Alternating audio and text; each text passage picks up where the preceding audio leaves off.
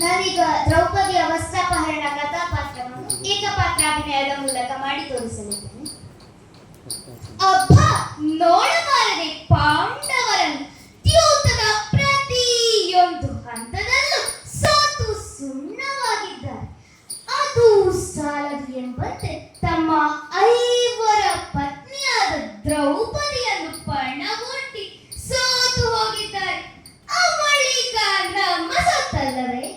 ಆದ್ದರಿಂದಲೇ ತುಂಬಿದ ಸಭೆಗೆ ಅವಳನ್ನು ಕರೆತರುವಂತೆ ಸೇವಕನಾದ ಪ್ರತಿಕಾಮಿಯನ್ನು ಕಳುಹಿಸಿದ್ದ. ಎಲ್ಲಿ ಅವನಿನ್ನೂ ಬಂದಿಲ್ಲವಲ್ಲ? ಒಡೆಯ, ಇದೋ ಬಂದೆ. ನಿಮ್ಮ ಅಣತಿಯಂತೆ ರಾಣಿ ದ್ರೌಪದಿಯ ಬಳಿಗೆ ಹೋದೆ. ಅವರೇನು ಧರ್ಮ ಸೂಕ್ಷ್ಮದ ವಿಚಾರವನ್ನು ಹೇಳಿ ಕಳುಹಿಸಿದ್ದಾರೆ. ಈಗ ಬರಲಾಗದು ಅಂತಲೂ ತಿಳಿಸಿದ್ದಾರೆ.